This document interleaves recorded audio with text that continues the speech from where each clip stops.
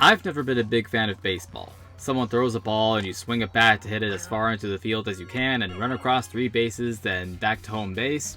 Okay, sure, but a game where 80% of the time it's strike 1, strike 2, ball 1, ball 2, foul ball, a game with steroid-addicted guys chewing gum and spitting as we wait for something to happen? This is America's favorite pastime? But if you set the ball on fire and put piranha plants in the outfield, well, now we're having a different conversation.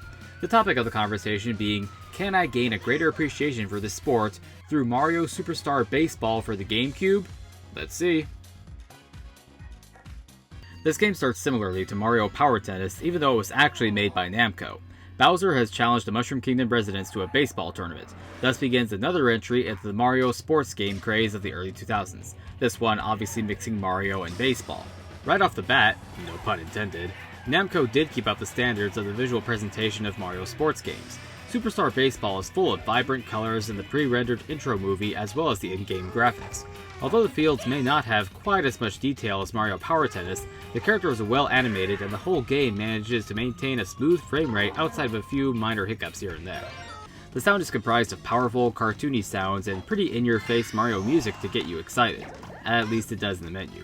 The in-game music is a bit more subdued, but not by much.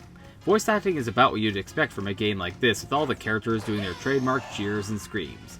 But I wasn't a fan of the Lakitu voice shouting, "Strike!" At least I think it's strike. Steak? You want some steak? Streak? Whoa, Lakitu, don't tell everybody to do that! Eh? Did the umpire tell us all to... No! Now the base mechanics for a game are actually very detailed to best replicate real baseball. After choosing your captain, you then choose 8 more characters to be on your team, followed by the 8 characters on the opposing team if you're playing against bots. Every character has their own strengths and weaknesses, like Bowser being a strong batter who can easily hit a home run but he's a slow runner, or characters like Diddy Kong or Inoki from Super Mario Sunshine being very quick and nimble runners but are lacking in batting power. But Superstar Baseball goes beyond this with character chemistry. Characters with great chemistry will often make really good plays together, whereas characters with terrible chemistry will make for weaker plays. For example, the outfielder is much more likely to throw faster at first base if it's Mario throwing to Peach, or Peach throwing to Daisy, or Toad throwing to Toadette. This means it helps to position characters with good chemistry closer to each other. The Mario flair really comes into play when it's time to bat/pitch. The batter and pitcher can do regular throws and swings, or use the A button and control stick for more powerful throws and swings. Sometimes, in the case of the pitcher, throw the ball slower or a curveball. Deciding on which of these throws or swings to use is all a matter of tricking your opponent. But both positions have a bonus power that can only be found in a Mario sports game. When you hold the power button as either the batter or the pitcher, it triggers that character to use a character-specific star-powered special move. That's when you will see Luigi setting the ball on green fire with his bat, or Bowser turning the ball into a bullet bill. So sometimes the best call is for the batter to use his or her star-powered swing to counter a star-powered throw. Now I did say these are star-powered moves, and said stars are not unlimited. You can only use one of these moves when you have stars to spare. The only way to get stars back is for a pitcher to strike out their rival, or the batter to hit a ball when their rival is pitching. Once again, bringing character chemistry into play, but the opposite direction. Honestly, I thought the character chemistry was more impressive than all the Mario power moves, mainly because that's something I've never seen in regular sports games, or Mario sports games for that matter, and it's used very well here. But I have to admit that I didn't like how hard it was just to hit the ball, or the whole rule that players on bases running to the next base have to run back if an outfielder catches the ball to get an out.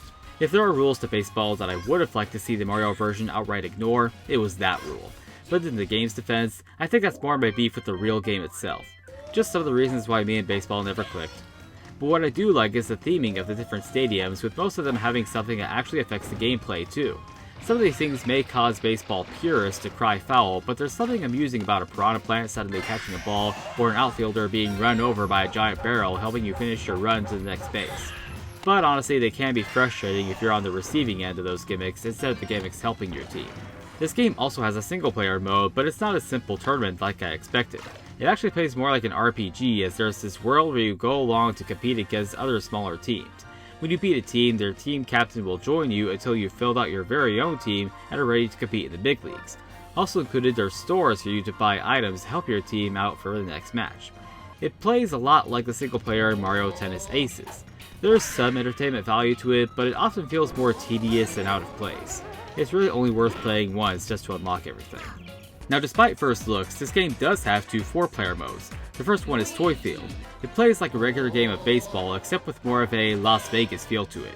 Not just because of the stadium theming, but also because points are awarded based on which space you manage to hit the ball into, assuming you hit the ball, and it's constantly cycling all 4 players through all 4 positions. This just might be the mode to go for people who think that regular baseball is just a bit too slow. The second 4-player mode is a collection of good old-fashioned Mario minigames. Although there aren't nearly as many minigames as an actual Mario Party game, there's a surprisingly good variety of baseball-themed minigames, and they're all just as fun and chaotic as one would expect from a multiplayer-focused Mario game. Used copies tend to sell from $50 to $70. That range is honestly too high for this game.